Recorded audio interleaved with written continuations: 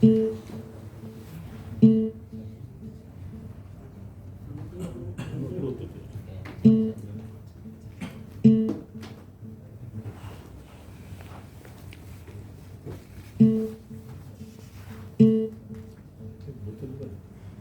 ini gimana bisa nggak?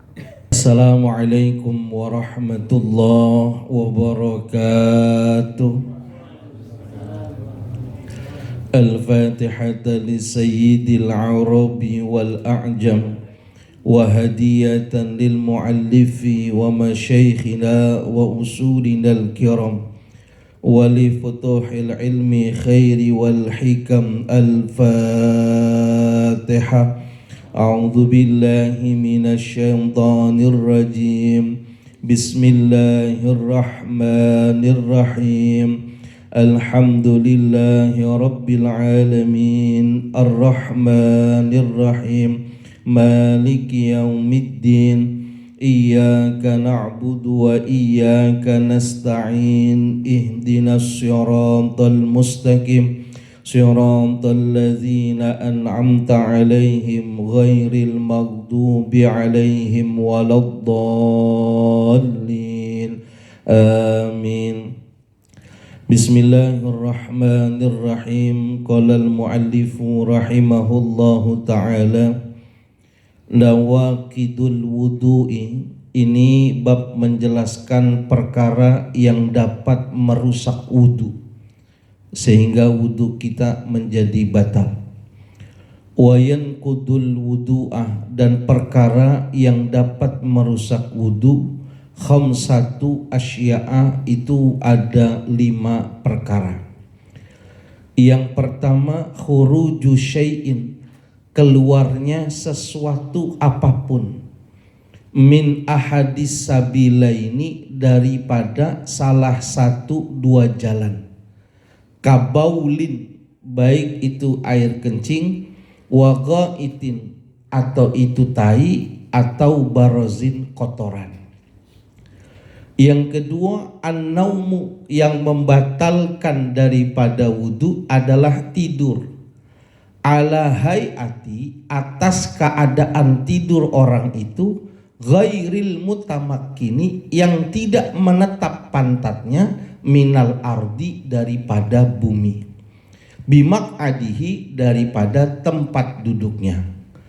Amman naumu, adapun orang yang tidur, ala hayati, atas keadaan, al mutamakkini, yang menetap pantatnya di atas bumi, fala yubtilul wudu'a, maka tidak membatalkan akan wudunya.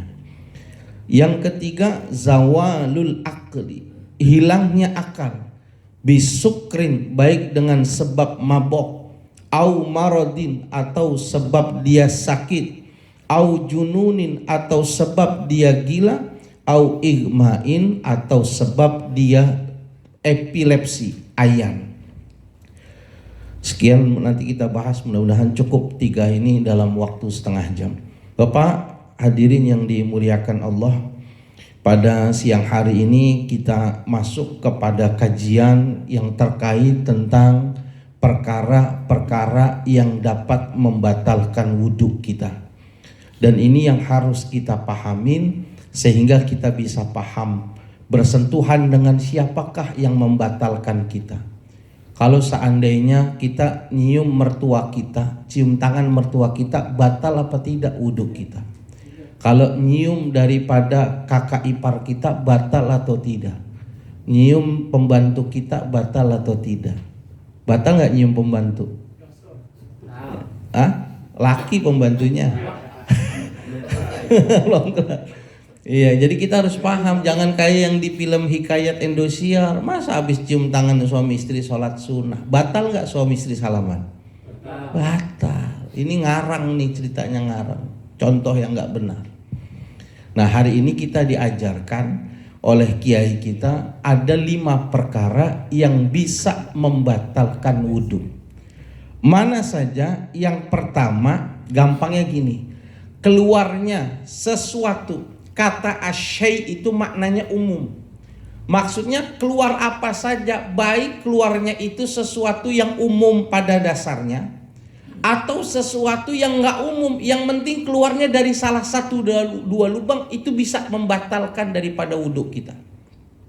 Kalau dibilang dua lubang, lubang depan sama lubang belakang.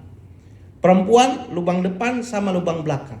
Keluar apa saja dari dua lubang ini, baik itu bendanya umum, depan kencing, belakang tai, ataupun bendanya nggak umum, keluar dari depan batu marjan gitu. Cuk, batu cincin marjan segede gini nih kan lumayan 3.500.000 ya kan.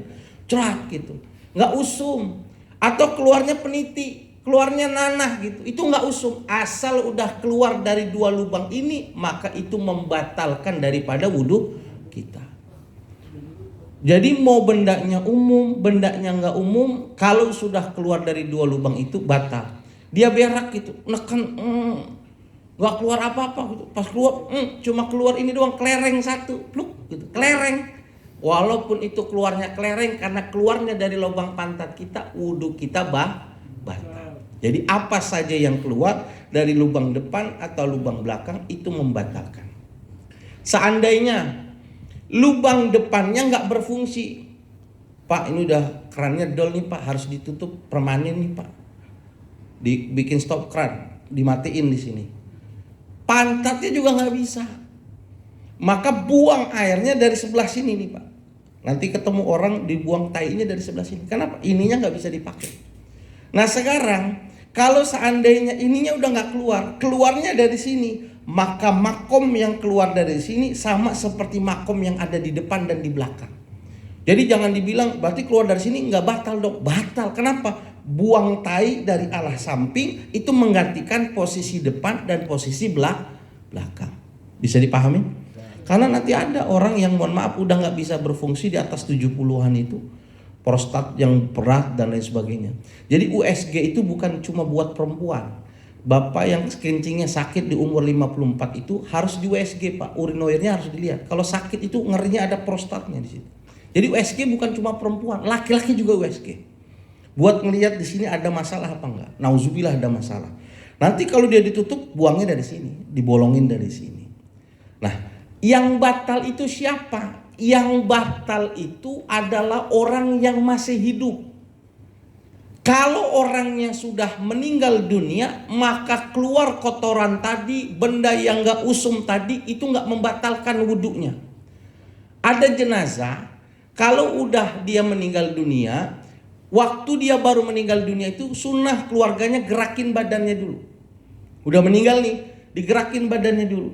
Supaya apa? Jenazahnya gak kaku. Kalau jenazahnya meninggal didiamkan setengah jam, nanti badannya kaku, nggak bisa dilepas bajunya, mau nggak mau harus digunting. Maka kalau yang paham digerakin tangannya dulu, gerakin kakinya dulu. Buat apa? Nanti datang mudin, orang yang ambilnya datang, buka bajunya bisa dilepas. Nanti waktu dia mau dimandikan, ama yang memandikan itu kotorannya dibersihin dulu, Pak. Dibuang dulu tainya, cerah. Termasuk kotoran yang ada di hidung semua, tainya kencing dibuang. Sekarang udah selesai dimandikan, tiba-tiba dari pantatnya keluar tai, cerot gitu. Ternyata mungkin waktu bersihnya nggak bersih, atau memang ada sisa tai. Waktu keluar tai tadi itu nggak membatalkan wudhunya si jenazah, enggak. Sumpel aja, buang kotorannya pakai kapas. Sumpel pakai kapas bagian pantatnya, gak perlu diwudukan ulang. Kenapa? Wudhu yang batal itu hanya bagi orang yang masih hidup. Kalau sudah meninggal tidak ada hukum batal. Begitu pula ketika bersentuhan antara orang yang masih hidup dengan yang meninggal dunia. Bersentuhan laki perempuan, yang batal itu yang masih hidup. Yang sudah meninggal tidak batal. Kita sama istri kita itu batal sentuhan. Nanti Bapak perlu tahu ada 17 mahram kita, yang kalau kita salaman sama dia nggak batal. Tapi implikasi hukumnya orang yang tidak batal salaman sama kita, dia nggak boleh nikah sama kita. Kalau orang yang boleh nikah sama kita, maka otomatis salaman kita batal sama dia. Kita boleh nggak nikah sama mertua kita, boleh nggak? Nggak boleh. Maka cium tangan sama mertua nggak batal. Anaknya udah kita ceraiin, orang tuanya tetap mertua kita walaupun anaknya udah kita ceraiin. Karena tidak ada mantan mertua, tidak ada. Berarti cium tangan gak batal. Nah, kalau ada suami istri di dunia batal dia. Sekarang suaminya meninggal, istrinya pengen cium yang terakhir kali, penghormatan, rasa cinta. Ama penghulunya, ama amilnya dibilang, bu jangan dicium bu, nanti wudunya batal. Ambil panci, getok palanya. Ambil lu, jangan ngarang. Yang batal wudu orang yang masih hidup. Lu jangan pakai fatwa sesat. Enggak, sekarang jenazahnya punya wudu, kitanya punya wudu. Waktu kita cium, yang batal wudu kita yang masih hidup. Jenazah mah sampai kapanpun enggak. Jangankan dicium, tadi keluar tahi aja, bahkan dari kemaluan depan keluar darah saja, itu nggak bikin batal, apalagi cuma dicium. Tapi ingat, yang dicium ini orang yang masih punya hubungan keluarga mahram. Kalau istri tetangga jangan ikut cium. Oh, lemes banget yang meninggal Julia Perez, ngantri gitu pengen cium terakhir gitu. Itu mah bukan batal doang, kena siksa Julia Pereznya itu. Nah, itu yang pertama. Keluar. Bol itu aslinya di dalam. Bol itu aslinya di dalam. Cuman kalau bapak kurang makan serat, lalu bolnya sampai keluar, maka bol ini membatalkan daripada wudhu bapak. Karena bol itu harus didorong pakai tangan. Nauzubillah dah kalau sampai udah dol gitu. Bol itu kalau kita makannya pedas terus tuh kurang serat, bol itu bisa keluar. Waktu bol itu keluar, itu kalau kita punya wudhu batal wudhu kita. Kalau kita nggak buru-buru angkat bol kita, itu bol jadinya 1 senti itu. Kalau dia udah permanen 1 senti ganjel di pantat kita, udah nggak batal. Tapi kalau dia bol itu semakin turun 2 senti batal. Makanya kalau udah kena penyakit ambeien, mohon maaf langsung diobati. Kalau enggak nanti dia semakin turun. Kalau sudah parah itu bolnya netesin darah, udah nggak bisa ditahan itu. Dan itu terjadi sama sahabat Rasulullah namanya Imran bin Husain. Imran bin Husain itu sahabat Nabi, saking parahnya itu tidur di kasur tengahnya dibolongin buat bolnya. Kenapa? Bolnya udah rusak. Jadi sekapan waktu keluar terus darahnya. Nah sekarang kita normal nih gini, tiba-tiba kita ngeden keluar bol kita tuh. Wudhu kita otomatis batal. Kenapa? Bolnya keluar dari bagian belakang kita. Dan keluarnya ini syaratnya kita harus yakin. Harus yakin. Bagaimana maksudnya harus yakin tadi? Ada orang Allah ciptakan namanya khunsa muskil namanya. Khunsa muskil itu manusia yang Allah ciptakan punya 2 jenis kelamin. Dan ini jarang sekali di dunia ini jarang. Jadi Allah kasih ada kemaluan berupa manuk, ada dikasih belahan dompet 2. Dari kecil udah ada nih. Inilah yang dibilang banci ini. Bukan yang laki-laki dandan cewek pakai kecrek ngamen, bukan banci itu. Itu namanya waria. Banci itu bahasa Cina itu. Banci itu, ban itu artinya kelamin, ci itu artinya 2. Ban artinya kelamin, ci itu 2. Makanya ci samsu. Berapa ci samsu itu? 2, 3, 4. Kalau bahasa Jawanya namanya kedi namanya. Kedi itu orang yang punya 2 kelamin. Makanya ada daerah namanya Kediri. Kenapa? Karena raja dulu Kediri, salah satu rajanya itu punya kelamin 2, makanya nama daerahnya Kediri namanya. Itu sejarah.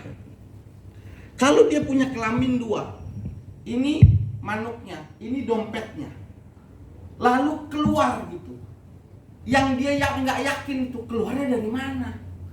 Keluarnya dari sini apa dari sini? Dia nggak yakin, tetap keluar air kencing. Karena dia nggak yakin keluarnya dari sini atau sini, maka air kencingnya nggak dianggap nggak batal dia. Tapi kalau dia yakin keluarnya dari dua-duanya keluarnya dari dua-dua, baru wudunya batal. Makanya yang kita udah umur kita udah sepuh, yang kadang-kadang kita takut kencingnya nggak selesai, Maka cara kita habis cebok, habis dibasuh kita punya burung, nih, tutup pakai celana dalam. Ambil air, cipratin di atas celana dalam kita dari luar.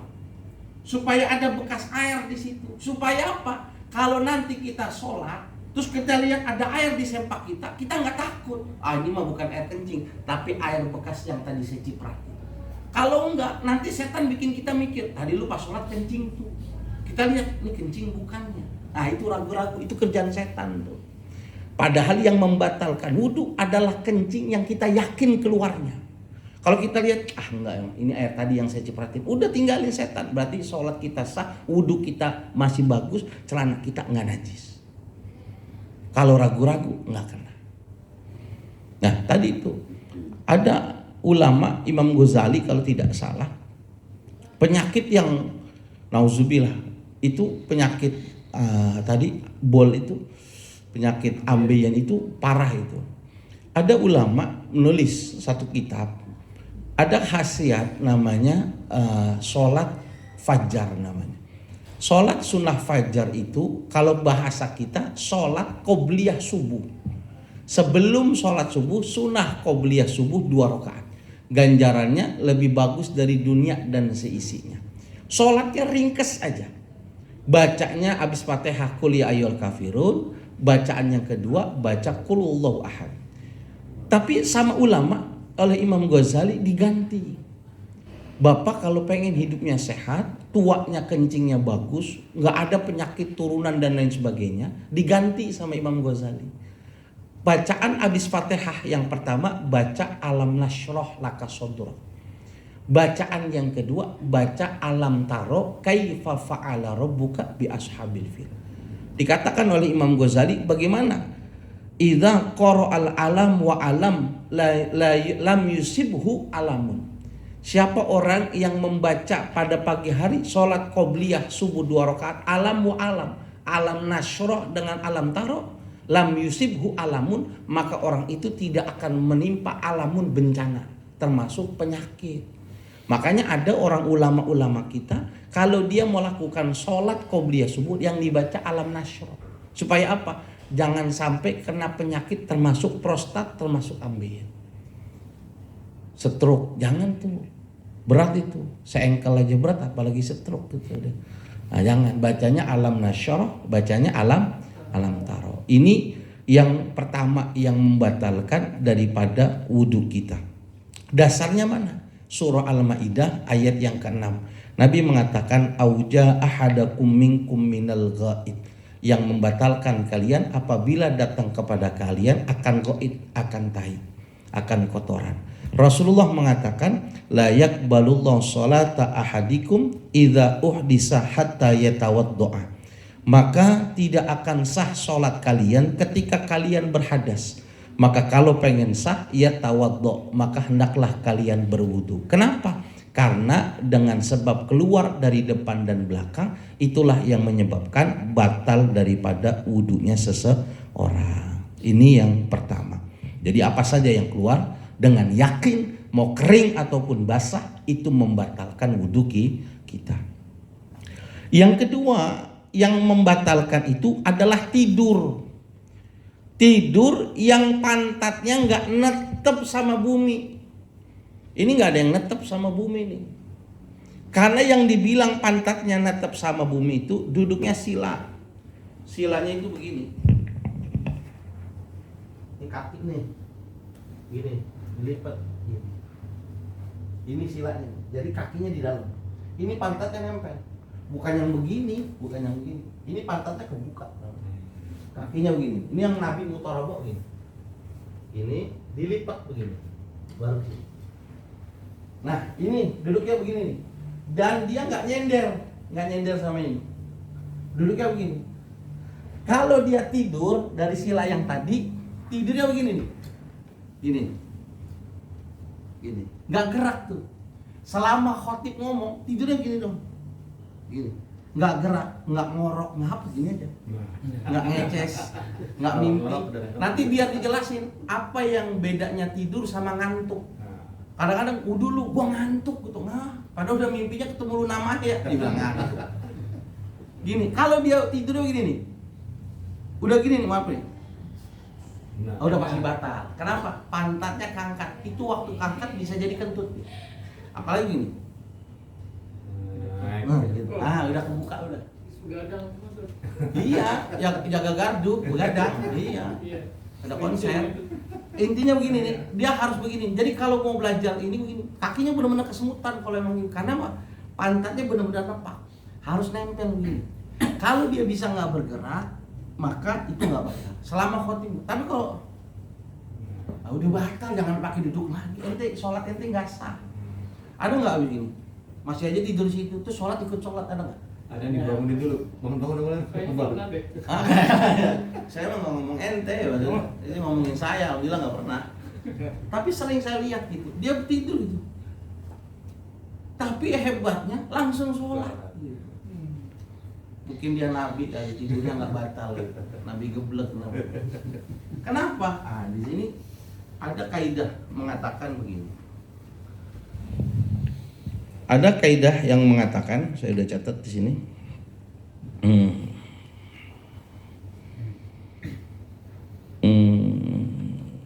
Sebentar ya. Kaidahnya gini kata ulama.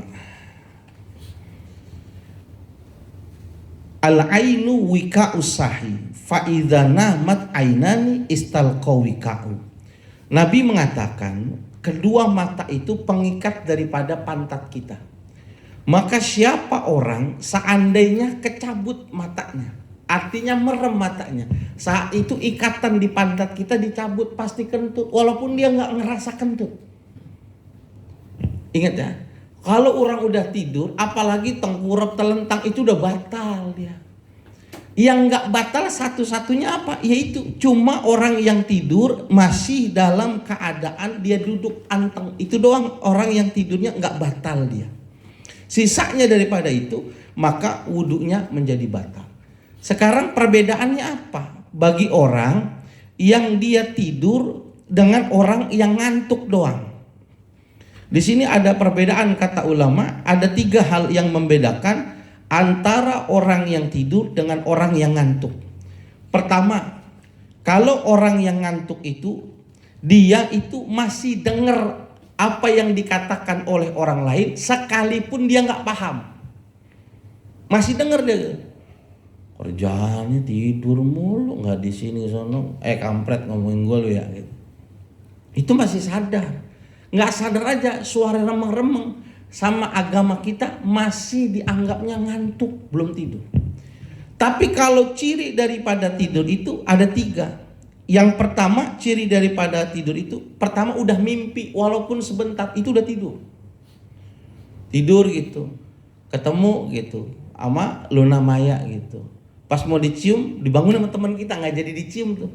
Walaupun cuma 1 menit, karena udah mimpi, udah tidur dia, batal. Yang kedua, ciri daripada tidur, ngorok. Kalau udah batal. Yang ketiga adalah kita nggak bisa dengar apa yang dikatakan sama orang. Wah, udah parah itu. Itu udah tidur bener itu. Lah sekarang kalau dia tidur nggak dengar sampai khutbah, nggak sama sekali nggak dengar, itu tidur apa enggak namanya? Tidur. Maka saat itu udah batal wudunya. Pules. Repot. Makanya kalau ngantuk begitu, jangan sholatnya di tengah-tengah masjid, apalagi deket imam, jangan. Tempat wudhunya jauh, keluarnya kelihatan banget. Sholatnya di mana? Depan kamar mandi, sholatnya depan keran.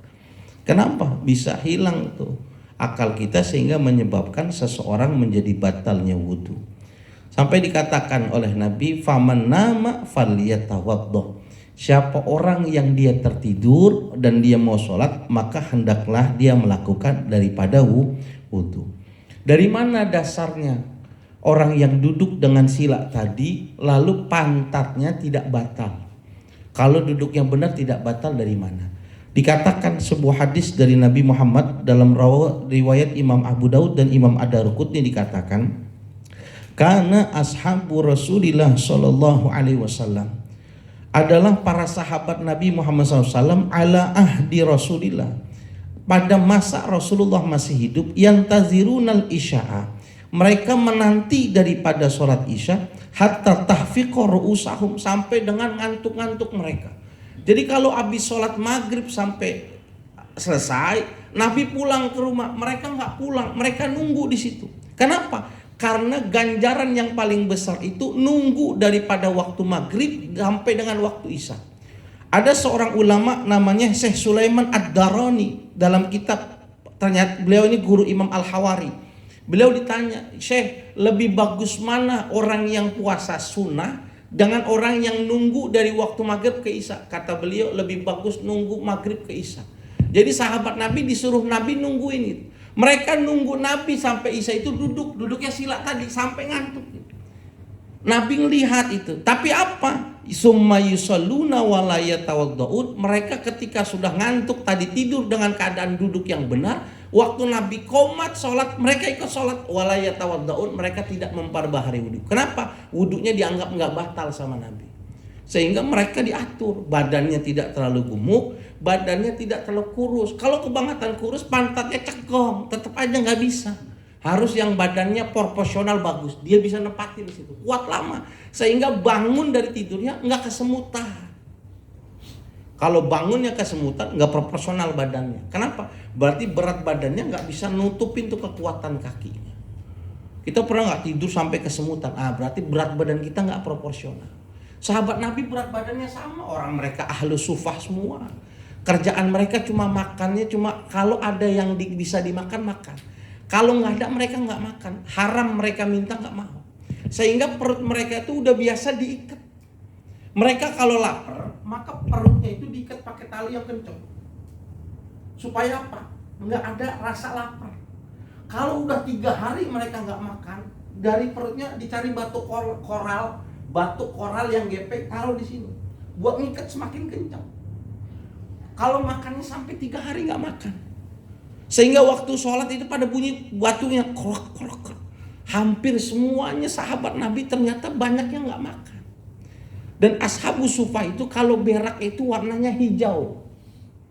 Kalau mereka udah nggak tahan lagi harus makan, maka beliau cari tanaman rumput yang tidak ada pemiliknya, yang numbuh di bumi Allah tapi bukan tanah orang gitu. Maka dia cuci, diambil rumputnya.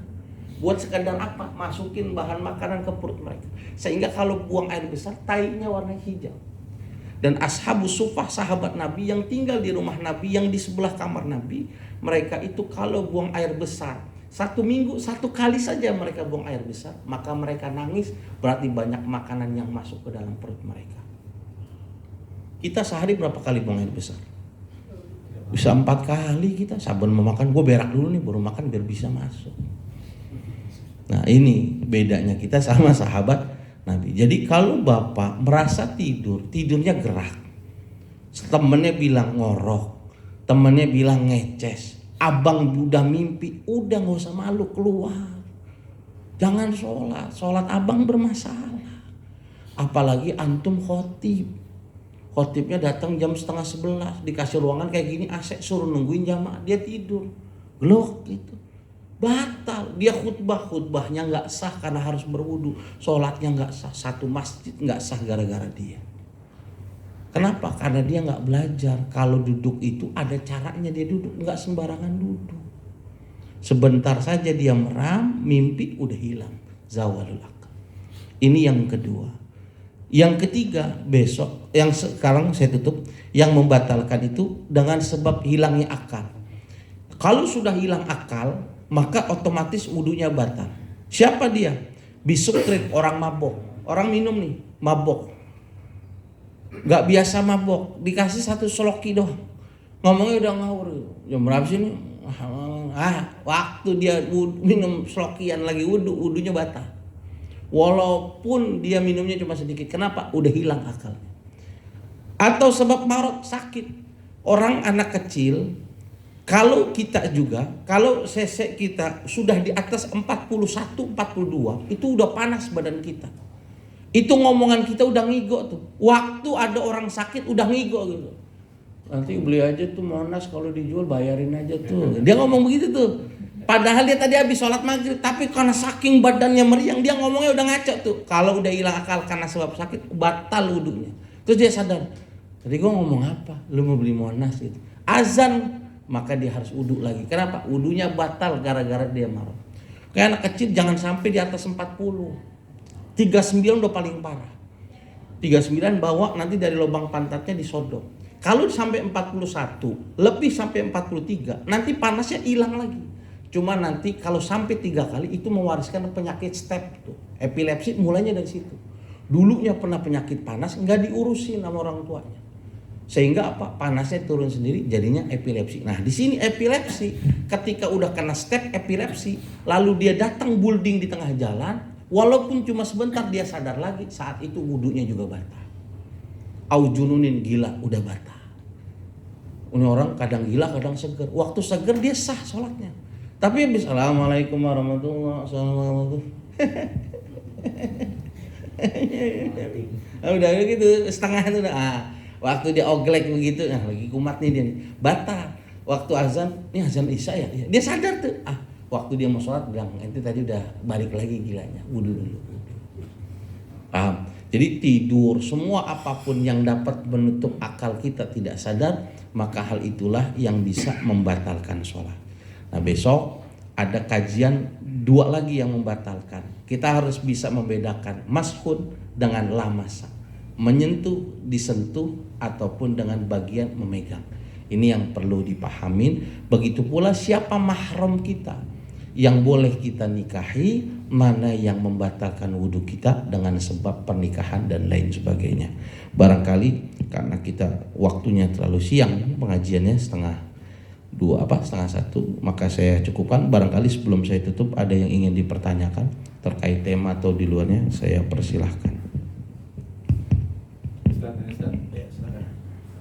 Terkait tadi sholat 2 rakaat ba'diyah subuh ya, diganti baca qobliyah subuh dengan alam nasrah ya. Iya. Di masjid saya itu ada satu ustadz yang mendawamkan, dia zikirnya ditambah dengan baca surat Al-Nasr. Itu ada tuntunannya ya? Ada. Bukan cuma itu, bahkan ditambah lagi istighfar Jibril 100 kali. Siapa orang yang mengamalkan itu, usaha dia pada hari itu, target dia saat itu, hajat dia saat itu dibikin mudah sama Allah. Jadi kalau udah mulazamah, baca doang, kan kita nggak punya tendensi kan. Waktu kita punya tendensi besok mau ketemu atasan nih harus lolos, kita minta di pagi itu dikasih sama Allah. Banyak sunahnya Pak. Makanya kenapa di Mekah Madinah udah sampai terang baru qomat, karena ada tradisinya. Habis sholat 2 rakaat mereka itu istighfar 100 kali. Habis istighfar 100 kali, muttaji andal yaminil aman. Dia tidur lepas baju, pakai ini, pakai tangan, tidur seperti jenazah taruh di kuburan. Itu sebelum sholat subuh. Kenapa? Orang ini istirahat semalam habis qiyamul lail, jadi dikasih istirahat sebelum sholat subuh. Tapi nggak tidur, sambil apa? Baca Quran, sambil zikir. Sampai badannya adem, badannya enak, dia pakai kepala baru sholat subuh. Bukannya uang tidur masih sholat.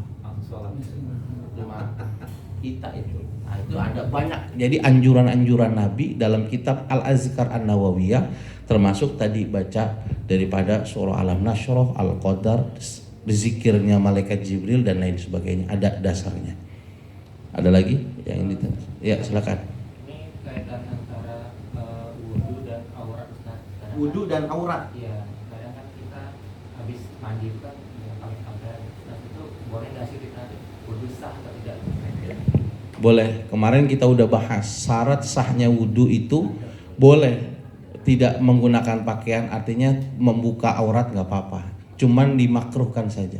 Kalau kemarin wudu kita menutup aurat, maka sunnah buat kita wudunya menghadap kiblat. Tapi kalau kita wudunya dalam keadaan telanjang, maka makruh menghadap kiblat. Kenapa? Masa otong menghadap kiblat? Nggak, dibalikin kita. Jadi boleh kalau kita telanjang, emang kebiasaan kita kan mandi telanjang kan. Padahal Nabi mandi itu pakai kemben. Kenapa? Kamar mandi dan pasar itu Nabi paling benci, karena tempat kumpulnya setan di situ. Pasar sama kamar mandi. Jadi setan nongkrong waktu kita telanjang, setan lihat kecil. Nggak, maksudnya kecil orangnya ini mah gitu kata setan. Ya. Jangan, Nabi itu malu. Jadi Nabi pakai kemben. Sekarang boleh nggak? Boleh. Wudu buka aurat boleh. Yang penting dalam kamar mandi ya, jangan di tempat ini. Nggak apa-apa Pak, itu adab. Itu Itu adab. Itu jangan sampai di sini telanjang ini, repot itu. Itu orang gila, itu nggak wajib sholat itu udah. Itu. Ada lagi? Cukup ya. Ini udah waktunya makan Indomie ini ya. Ya. Baik, mohon maaf kalau ada salahnya. Kalau Bapak punya pertanyaan apa saja dan sungkan tanya, ditulis Pak. Nanti titip taruh supaya bisa dijelasin waktu begini supaya jawabannya bisa didengar semua. Kalau saya nggak bisa, saya jadiin PR nanti di rumah. Mudah-mudahan ada manfaatnya. Subhanakallahumma bihamdi asyhadu an la ilaha illa anta astaghfiruka wa atubu ilaik. Assalamualaikum warahmatullahi wabarakatuh.